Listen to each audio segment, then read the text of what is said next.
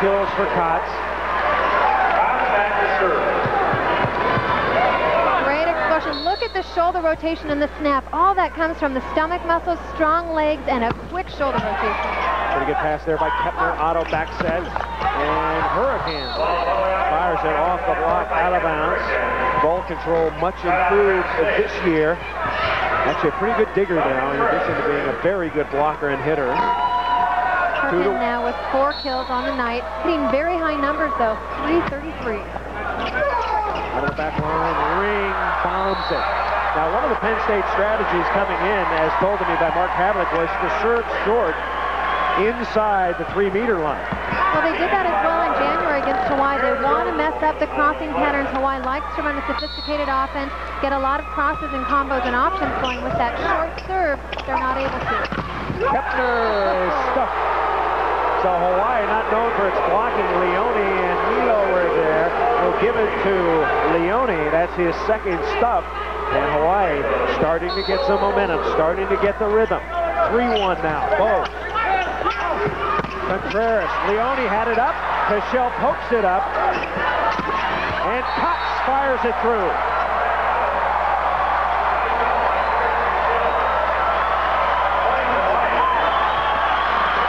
Passing so key right now. Perfect set. Again, 3 blockers up. Katz can get a ball through anything. I've been so impressed with his play all season. 10 kills for Katz. Penn State trying to side out, and Pampina hits one through. Really surprised Pichel. Pichel tried to block that left front on the middle. He's normally a right front blocker as a setter.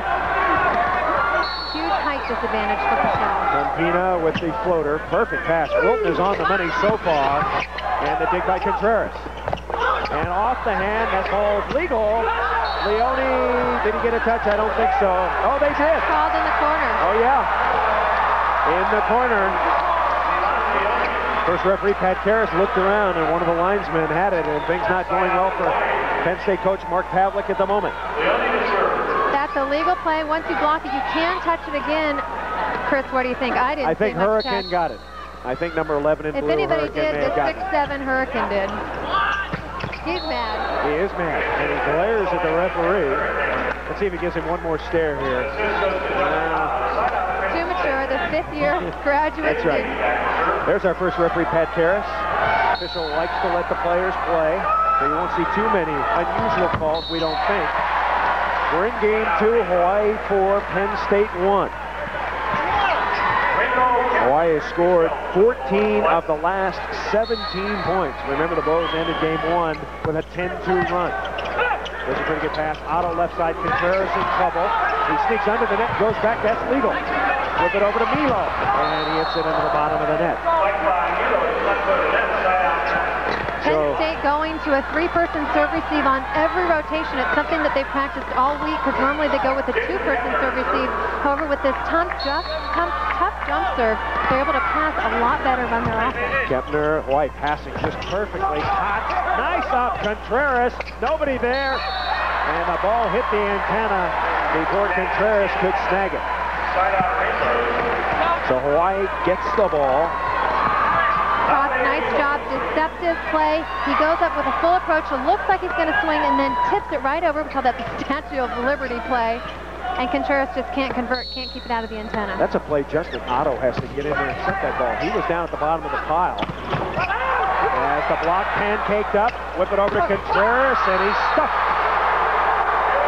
Aaron Wilton, the 6'1" junior, up high. And a timeout is called. Here in Los Angeles, California, Hawaii 5, Penn State 1.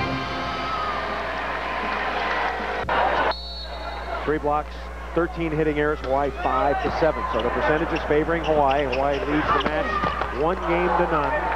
The Bows also leading here in game 2, 5-1. Chris Marlowe with Heather Cox. Why is Hawaii winning this match? Right now, they're serving so much better. They're causing Penn State to be very predictable. Right now, Otto has got to work on diversifying his offense, making it a little bit more sophisticated, running some combo plays.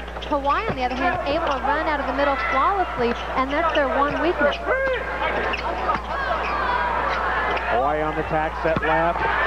Well, I tell you, Aaron Wilton is playing with a world of confidence. They say he's the best athlete on the team. Wiry little guy, but he can fly. He's got 5 kills so far. So now, Jason Ring will serve. They get passed by Kepner. Otto sets out of the back line, and down the line goes David Geely. Boy, I haven't even heard David Geely's name, probably because I haven't said it much. That's his first kill in this match, so they have not been utilizing Geely, and maybe that's part of the plan now to get him involved. Well, on the onset, I thought that Penn State had the advantage over having more attackers. However, they've been relying on Contreras, haven't been setting the opposite position or the middle. 5-1 is our score, and another rocket on the left. And Penn State's block, quite frankly, is very cheesiest right now. Big cheesy holes up there as Hawaii continues to pound away. Ring with 5. Penn State needs to work on their lateral movement, get their middle blocker's foot next to the outside hitter's foot so there's no seam in the block. Vintage Hawaii volleyball. Penn State players are saying that Katz foot faulted, that he was on the line. However, they let it go and it dropped. Let's check it. Look at how high that tosses. Great timing, great explosion. You see the wrist roll right over the top of the ball, gets that top spin. Say the key is pass the ball first and then argue. Right. Don't let it affect your play. Way back that time, and he misses long. If you're wondering about the surface used here at UCLA, this is Sport Court. As you look at the aces by Yuval, Katz, third in the nation. This is Sport Court, the volleyball surface of the 90s. Brand new one brought here to UCLA for the NCAA championship. Penn State trying to dig it out, and all the things that were going well for Penn State in Game 1 have not materialized here in Game 2. They came out with so much confidence. Penn State really does have the experience edge. They've been to the national championship 6 years in a row. The chicken wing, though, doesn't work. They're playing not to lose rather than playing to win. They've got to get the confidence, get an attitude back. Hawaii leading 6-1. Looking for 7. Wilton off speed, and it drops. That right there, mark it as the straw that broke the camel's back. No communication. Timeout called. The Bows are on fire. 7-1. They lead Penn State.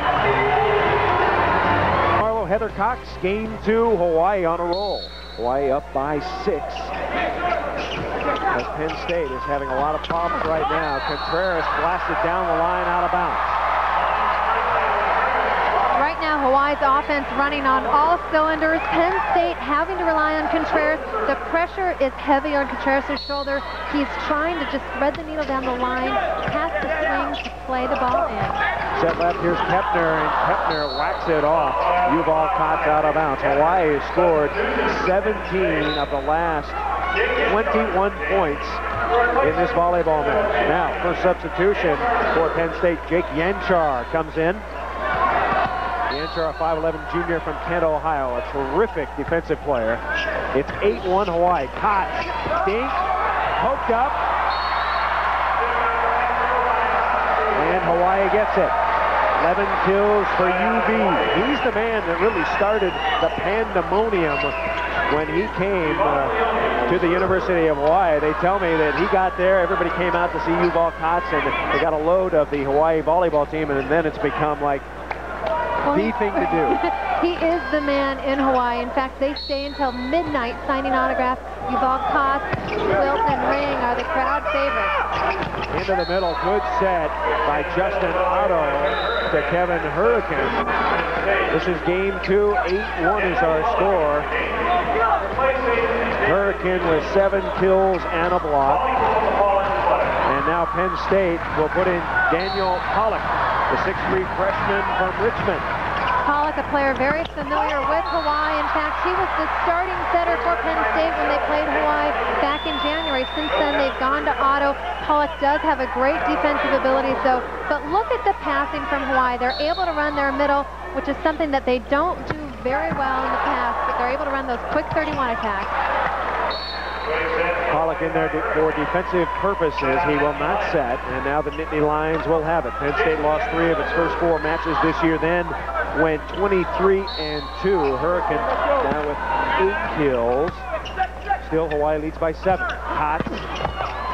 Exactly what you want. Stop block, keep the ball in play. And the pass by Yanchar is too close, and it's jammed down by Jason Ring. not going to win a jumping contest with Ring. He can really boing. And the key to any joust at the net, be the last one to touch it. Even if you've got the height disadvantage, jump last, touch it last, and push it down. Here comes Milo. He was a big star in game 1.